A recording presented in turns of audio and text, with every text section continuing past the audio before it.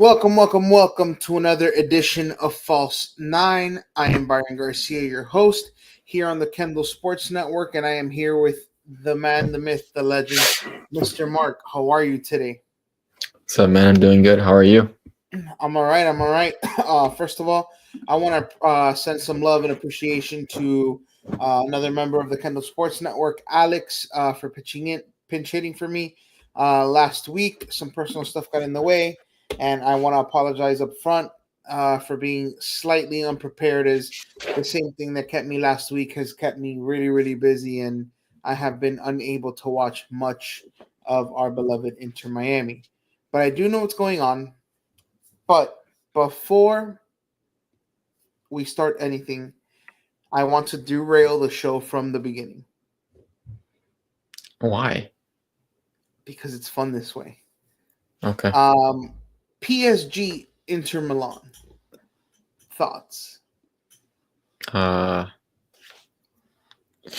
a lot of people didn't have this to start the Nobody season had as your this. UCL. I mean, look, when PSG beat us, I thought they were gonna go all You the way. in?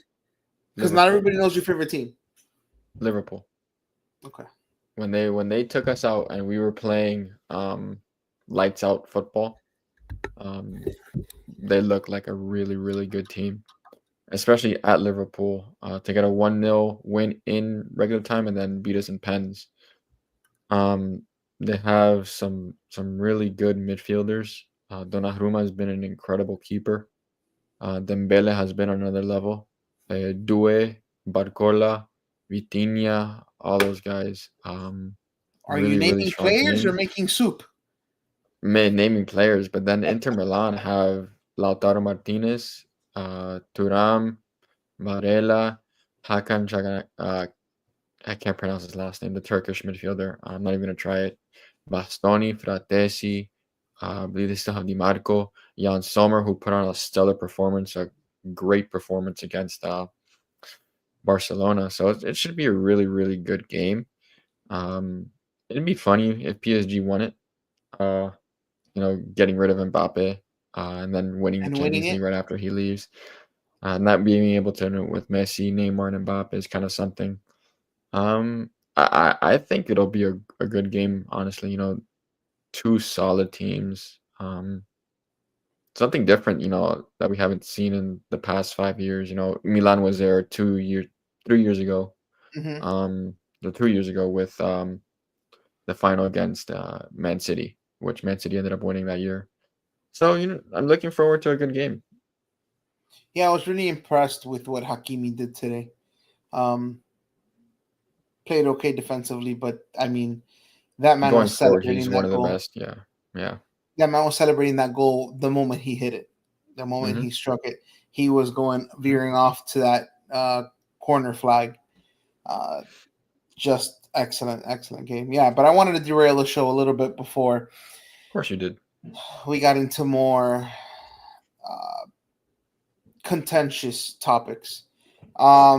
All right. Well, what do you got for me this week in terms of the games we are recapping? Where do you want to I start? mean, I think I want to start with the New York game. Okay. Um, because I think if we're gonna um do anything with that Vancouver game, is just a bunch of sentimental and just dull reaction. And I get Hmm. it because it was just such a poor, tactically developed game plan from Mascherano, and the team didn't respond. Wait. Um, But are we doing just the New York game or the Vancouver game? No, no, Because if no, you, no. I'm just gonna jump into the New York game now. But that was our third loss in a row, that Vancouver game. Now we had New York Red Bulls on the weekend. It's like that's almost our like get back game. It feels like we beat them 6-2 last year at home. This year was 4-1. The offense was there. Um, players showed out. How much of it goes to Mascherano, I don't know, because I didn't see anything tactically different. It was just the matter of us putting the ball in the back of the net. Fafa Pico opened up a scoring in the 9th minute. Even Cello gets a goal on a scrappy play. Cello also had an assist. Suarez gets an assist and a goal. He gets back on the score sheet. Good for him. Hopefully, he can find that confidence going forward. And then Messi gets back on the score sheet in the 67th minute. So it's good for, I guess, those big names that we like to see really get after it. Um, and it was a game that there was no Lewis Morgan for New York Red Bulls, so that was a big takeaway from that game. They still had Emil Forsberg, Eric Choupo-Moting, Wiki Carmona, so Kyle Duncan, Carlos Coronel. So they still had their big guns, but the one that really worries me on that team was Lewis Morgan. He didn't play.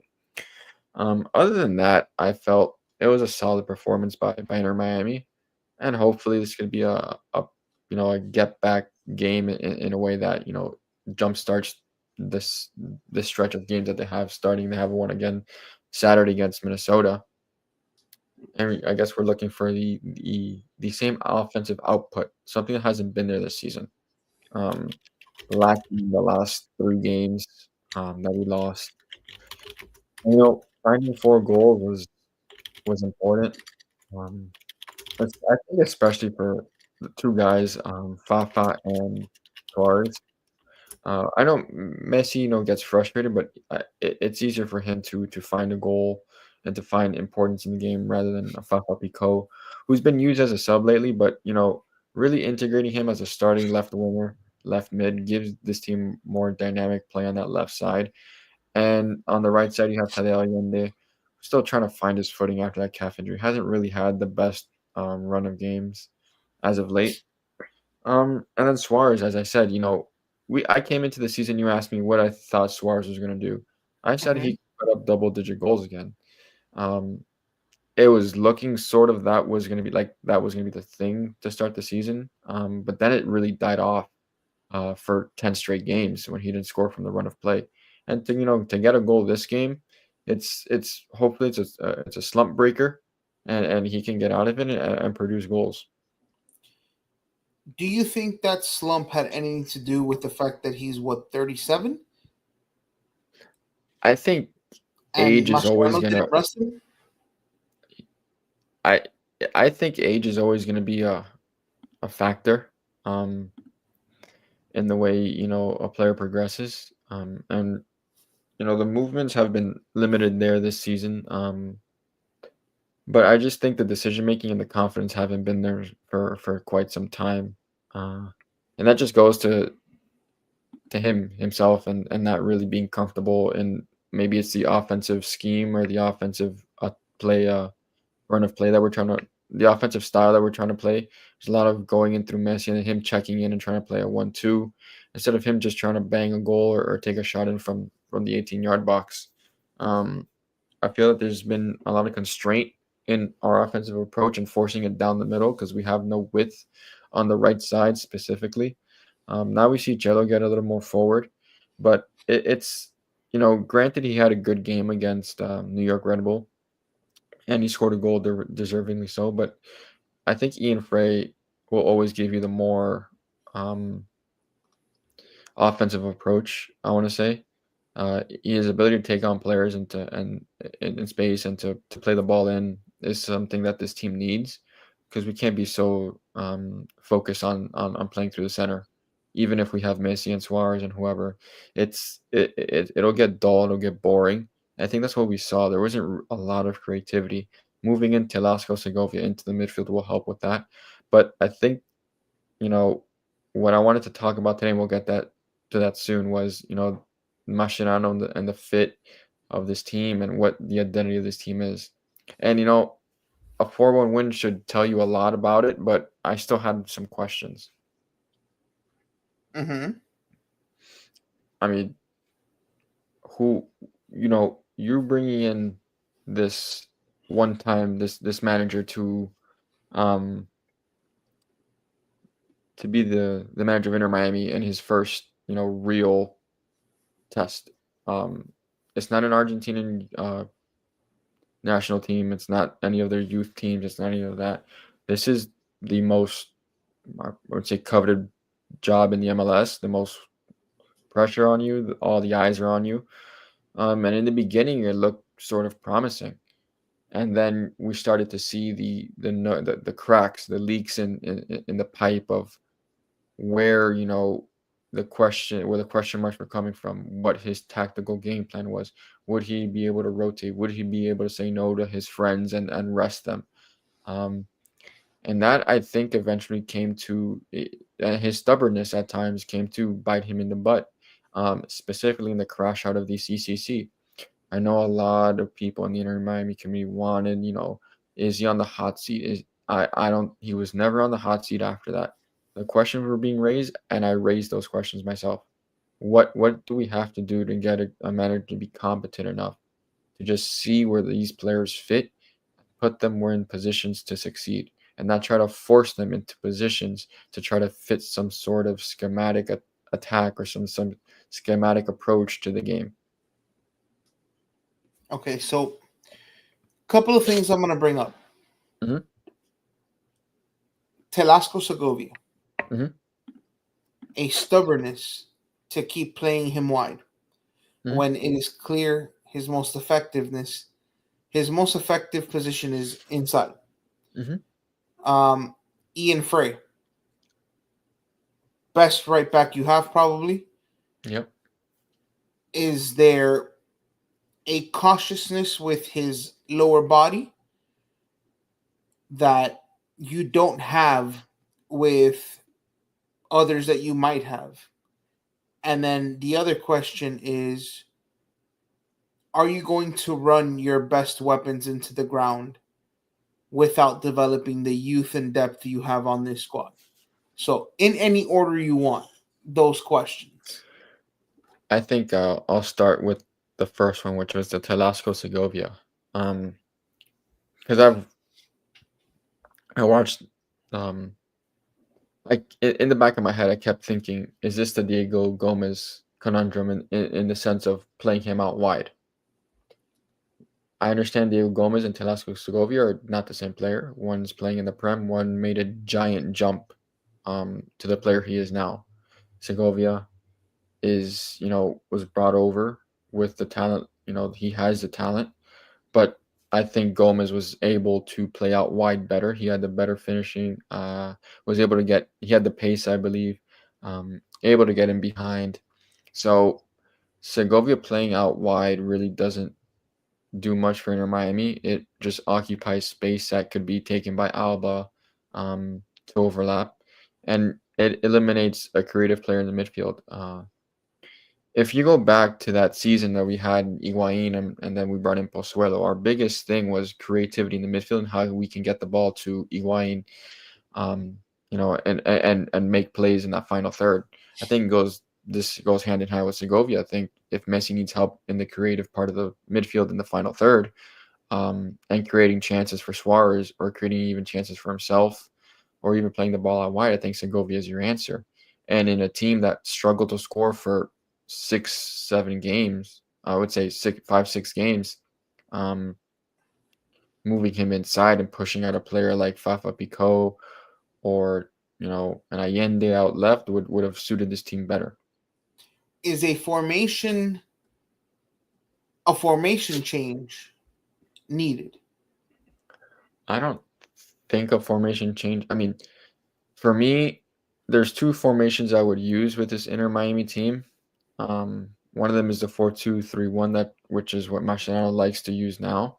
The other one would be a 4-1-2-1-2 narrow diamond, with two strikers up top. Messi as your 10, Busquets and Segovia as your 8, and Bright as your 6. You get creativity in the midfield. You get Messi centrally, and you have two strikers to play off each other. I've always liked that. Um, One dropping in as a false nine, maybe one making runs over the top. And I think, yeah, um, I think Mascherano's just too. I think he's stuck on trying to make that Segovia project work out left, and I don't. It's not doing any justice to the player. Okay, and then the Ian Frey one. I think there is some general caution with Ian Frey and his injuries. Um, but if he's good enough to go and he feels good enough to go, I would just give him a run of 3 games, sit him one, give him a run of another 2 games, sit him another. Ian Frey can also play center back at times. Ian Frey can probably be a center defensive mid if you need to rest. a Bright or a Redondo or one of those players. So I think it's a little bit of both. I don't know why he's fallen so far in the depth chart, other than it could be a cautious thing with his injury history. But um, I don't. I think Mascherano has put Jello as his favorite and the number one right now, and Ian Frazier too. If we're picking Cello and Frey, player for Hmm. player, injuries aside, is Frey the pick? Player for player injury, yes. Okay. Does where they're from have anything to do with it? A lot of people like to make that assumption that That's why I Argentina asked. serves precedence to any other um, nationality or whatnot. I don't know. I don't like to say yes. I don't like to say no. But when you see it, I mean, does Redondo's play and starting in the lineup, um, is that only because of his last name and what we paid for him? It could be it could be a forcing uh, of these players into the lineup to make it work. He was brought in as DeAndre Yedlin's replacement, and they're gonna force him to force that to make it work. Management brought him in. They want to make that project look good. So the biggest joke and the rumor and the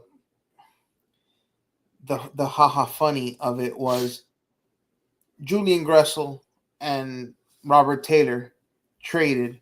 Reason, not South American enough. Hmm. And you can make a case for some of those decisions based on the ability we've seen, um, with the exception of two guys who have really taken their positions by the horn and have not let them go, Hmm. which is Bright Hmm. and Allen for the most part. Hmm. Other Oh, than Bright. that, Can we really say Bright? Has he been chosen in the big games to start? It's been Redondo. It correct me if has. I'm wrong. Wright has had some nagging stuff that's been bugging him. He's had some injuries here and there, but nothing that Nothing is major, just nagging no. stuff. But he is a clear cut head and shoulders above Redondo in every aspect of the central midfield play I agree and the type of 100%. player that you need for Inter Miami. Um, and it's mind boggling, um, how we can assess it so easily and how your manager who you brought in to to lead this team can't really see what players fit where, what players are the better than certain players, and what players make it work. So So, we ran into that a lot last season, where we thought it was painfully obvious when it was time for Tata to make moves, subs, and it became abundantly clear that he had no feel for when fresh legs were needed. mhm. Um, Tata fell into a rut of picking the same guys every time. Mascherano's falling into that rut. The biggest thing is Mascherano does have a feel for when subs are needed for the most part. But not Mascherano not has, huh? not that Vancouver game. That Vancouver No. game was the worst managed game I think I've ever seen from a professional manager in the last 5 years. Um, you go into that game and that's an absolute losers lineup that he started. Uh, that's no disrespect to the players. It's just you did not start your best players, and your first sub was a defensive sub when you were down. And it's not taking anything away from Vancouver because they're clearly the best team in the MLS right now. They were the better team and they deserve to advance 100%. It's just the way you went into that game, Mascherano's mindset, too defensive for my liking. You need to have Bright and Redondo in there, and that's Bright and Frey, excuse me, in there. And your subs needed to be gung ho when you went down. You're now bringing in a defensive sub. Did it give you vibes of GGG? I don't want to say. That vibes loser of mentality, GGG. that loser. It was just a loser's mentality. I didn't like it one bit. We waved the white flag at that point with that substitution. Um, Practically when we stepped on the pitch for the second half, it was just Vancouver, and once they found that goal, it was over. Uh, it would have been different if Allende finishes his chance in the first half. Again, I think we played uh, subpar that first half compared to that LAFC first half. I mean, And we that got LAFC, we got to go what 8 minutes in. yeah, Jordi Alba scores, but the when that first half when LAFC scored, it was after that it was just all us. After we scored here, it was just I don't know. It was I didn't know what I was watching, and Mascherano Does just didn't does have it a grip for remind the you game. about what happened with Atlanta United? I just think what happened with Atlanta United was they just ran into the wrong team at the wrong time. Um, a team that played them well during the season, have players that give them fits, and Brad Guzan, had a performance of a lifetime. I think that was just the difference. So I really can't compare that Atlanta series to this Vancouver series, in which Vancouver was, you know, the better team for that second for two legs. Atlanta, we won the first game, but that second game we could have won, and they tied it up, you know, in the dying embers, and Guzan made a couple saves that game. Okay, so what is your overall feeling expectation? What did you take away from that disaster flameout in the CCC? I took it as Porto might put 5 goals past us in the Club World Cup.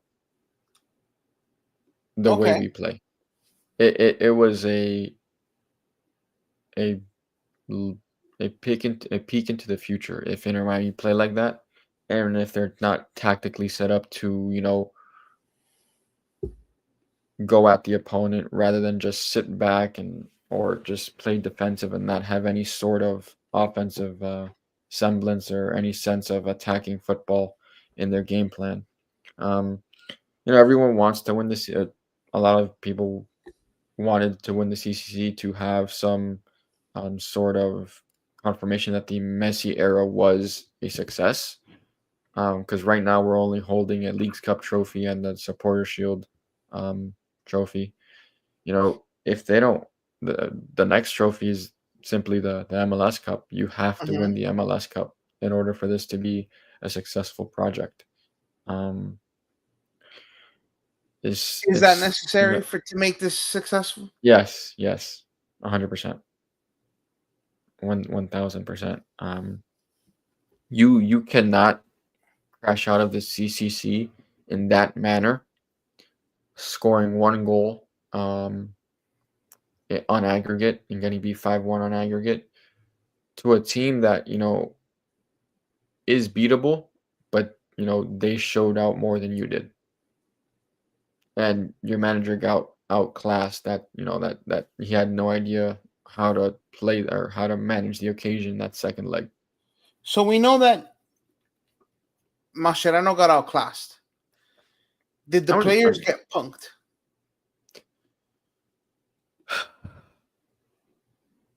I wouldn't say we got punked. Um, I'm just gonna say we were flat. Um, it wasn't a sense of they came in and they roughed us up or whatever. I mean, Brian White is a hell of a player. And I fully expect him to be in the next U.S. men's national team camp. And Sebastian Berhalter had a hell of a 2-game series against us, as I expect him to probably be a name to watch out for the U.S. men's national team camp. Those two, they probably punked us. The other 9, the other 9, excuse me, on the pitch, they played solid football. They played team football. They knew what they wanted to accomplish. They worked around us. They played to their strengths and they played against our weaknesses. And our one of the weaknesses was our manager and not setting up the team properly. what changes would you want to see from Mascherano moving forward? A lot of people always want the rotation, the rotation, the rotation. I'm all for rotation, but you're at this point it's just the MLS season and the League's Cup in between. Um, I want to see Obando get minutes, Baltasar Rodriguez when he's healthy get minutes. I see Yannick Bright reintegrate into the starting lineup. Ian Frey at some point possibly reintegrate into the starting lineup. I would like to see Lujan drop more into the depth chart and bring back Avilas into the picture and David Martinez. Both of them, I think, are clear cut above Lujan. Lujan suffer is no good in terms of being beat for pace. He's not mobile enough. He's not athletic enough. Is he the Uh, right back version of Christoph? he is this team's Kristoff, not the right back version. He is just this team's Kristoff. He tries, but he just simply does not have the mobility to do so. Was it a mistake bringing him into the To fold? I don't. It could be seen as a mistake now. Um, I was never on the hype train or the I this player stood out to me more than others. Agenda with Lujan. Thought he was okay, could be a serviceable player. But he's been very, very poor at times. And I think he's had the roughest stretch to start the season out of the Inter Miami players, and that's saying a lot when we've had Allende, really go through a stretch right now. Segovia go through a stretch. Suarez went through a stretch. Um, Chelo went through a stretch. So it's tough right now for him. I mean, Chelo and Suarez went through stretches. I mean, the other guys you mentioned, okay, but I mean, Yeah, they went through stretches. Let me see, we have here. Up next for the team. we get Minnesota on Saturday. Mm-hmm. Uh, Look, Yeah, Minnesota can play, as a defensive-minded team. And at times they can play attacking football with Yaboa um, up top. They will be you see, here we go. Kelvin Yabo be injured. Baltasar Rodriguez may be able to play. I believe he was back already for this game for training. They have Oluwasi up top with Load. Will Trapp is on this team. Uh, Dane St. Clair. They're sitting second in the Western Conference. Granted, they're 7 points behind Vancouver, but this team is a solid team. I mean, Vancouver's just running away with it though. At this point, it seems like it, yeah. But Minnesota's won 2, drawn 2, lost 1. The one they lost to was to Vancouver. They're coming off a 3-0 win against Austin FC. So it's not going to be an easy game for Inter Miami. Joaquin Pereira seems to be a solid player for them. Will Trapp will sit as their holding midfielder. They have Boxel, Jefferson Diaz, a Colombian, Nicolas Romero, Argentinian. Those 3 guys as their back 3. They'll play like a 5-3-2 with 2 strikers playing off each other. I guess we're looking, coming off 3 straight losses, then winning one against New York. I think we're looking for some consistency, especially in the offensive third. Seeing if we can pick up where we left off, 2-3 goal game, and maybe even keep a clean sheet against this team. So I'm gonna just say this one time, and you tell me what you think. Mm-hmm. Revenge game For Julian Gressel. Mm-hmm. Does he even play? He I probably mean, will. if I'm Minnesota United, I'm trolling the hell out of Inter Miami, and I am absolutely putting him in the starting lineup. I would too. It'd be some story if he comes and scores, wouldn't it be? I'd be sad.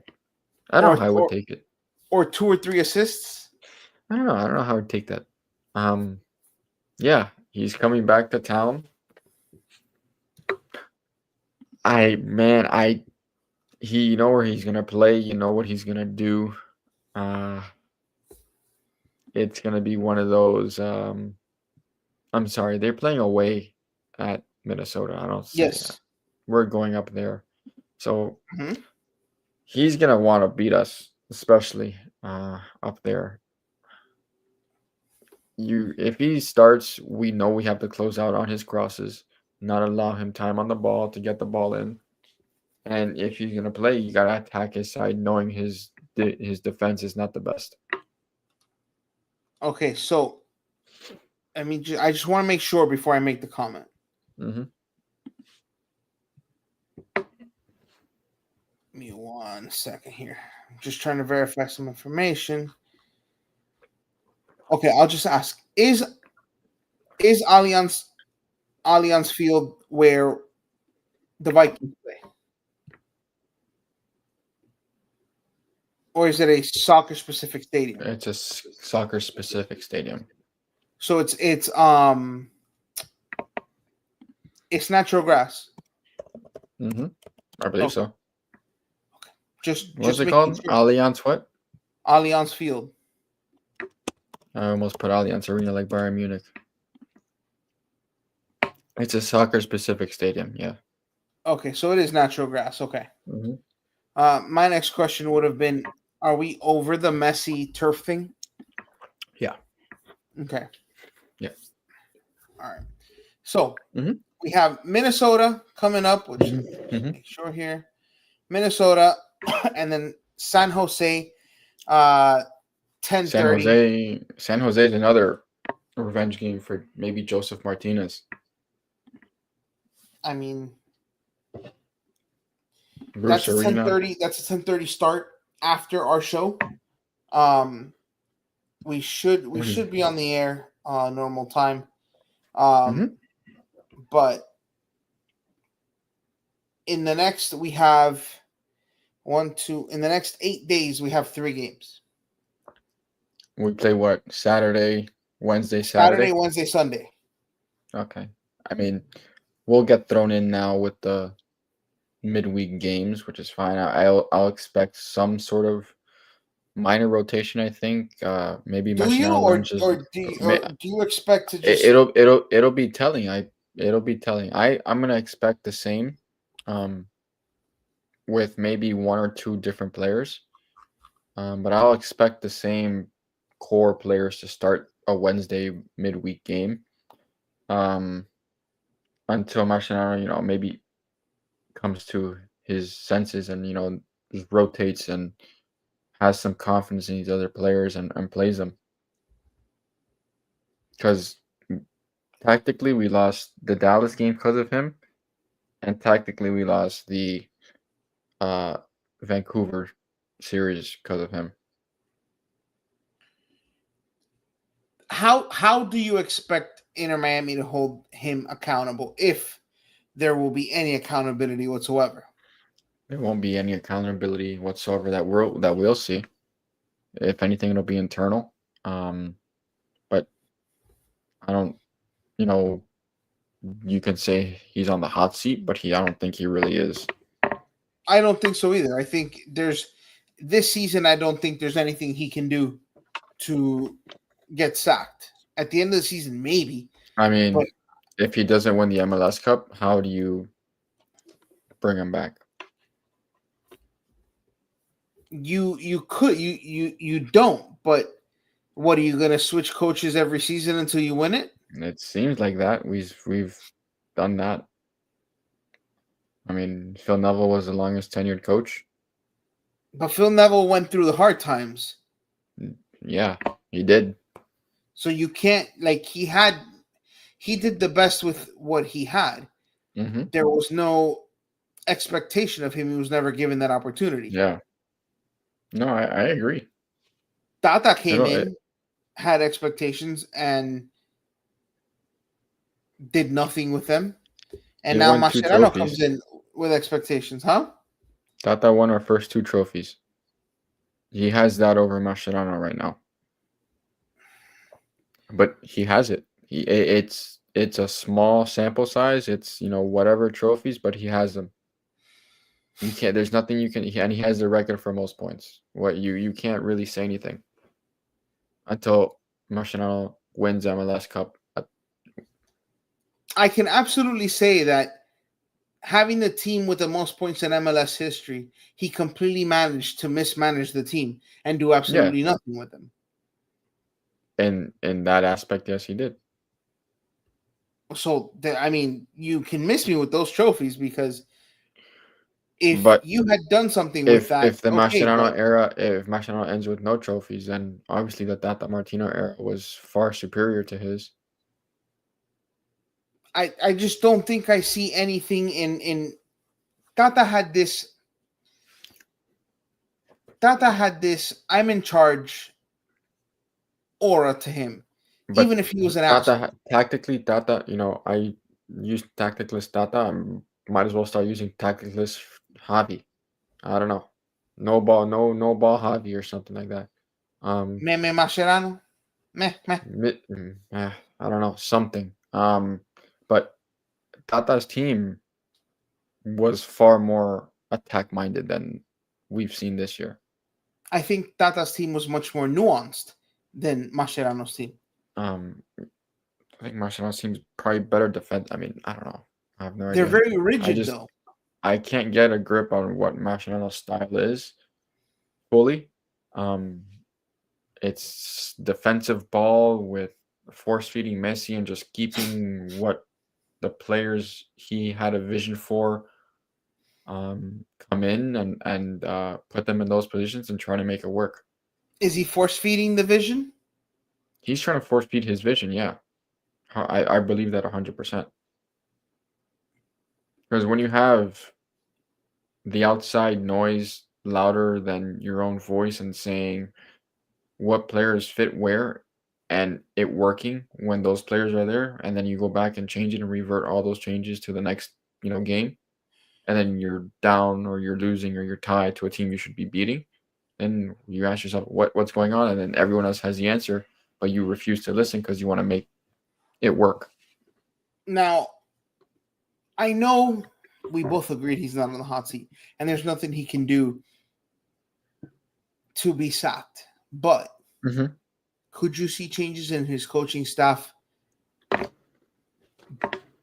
by the team where, hey, listen, you need, in a sense, training wheels? And bring in some experience. I mean, there could be some of that change, but then again, I wouldn't be surprised if it's the same tenure next year, or the same tenure to yeah.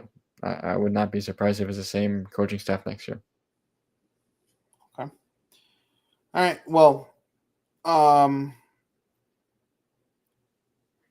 only one game before our next show, and then we'll Mm-hmm. have two games. So Mm-hmm. expectations of this game. Uh, points 3-1, Yeah, at this none. point, everyone is expecting 3 points. It'd be dumb. It'd be naive. It'd be very close-minded of me not to expect 3 points from a team that's coined the deepest team, the best team in the league on paper. But we were Um, expecting a finals trip too. I know that. I just sometimes the brightest lights are too bright for certain people, and it was too bright for Mascherano that evening. The lights are dimmer now. It's the MLS. It's not as intense with these teams. It's a Western Conference opponent. I think you can win this game. Okay. All right. Anything else before we head out for this week? It's Yeah, almost a bittersweet, a very dull, um, very subdued show given the results we've had lately from the team. Brad Marchand just scored his second goal of the game, and the Cats are up 2-1 against the Toronto Maple Leafs. Oh, So I you can just saw have it. that. What a beautiful feed. Um, Liverpool won the league. I'm excited. Inter Miami hopefully can continue this stretch of games with some wins, consistency, and turn this season into a good one. But All yeah, right. this episode was kind of Very down, was very. not down, but I guess more serious, and cutthroat and to the point rather than our random off-topic conversations and I tried at the mischief. beginning. No, it's fine. And next week we'll be back to that. I just felt like this episode, and I had texted you. I think it was needed to get the feel for the Inter Miami community around the team and what was being said and all that stuff. So Now I'm gonna finish this with another attempt at totally derailing the show. I'm 0 for 1. Very soft goals. Do you make a very, goal change? he's hurt. Huh? Who? Is I thought a lot of the goals that got scored on were very soft. Ustadi? Mm-hmm. Drake Chandler's hurt. You're not going to put Rocco Rios Novas back there. I understand he's hurt now. I'm just saying there is no change. I don't think no. At this point, there's no change. No, we're living with this. Do you think it's a mistake at this point?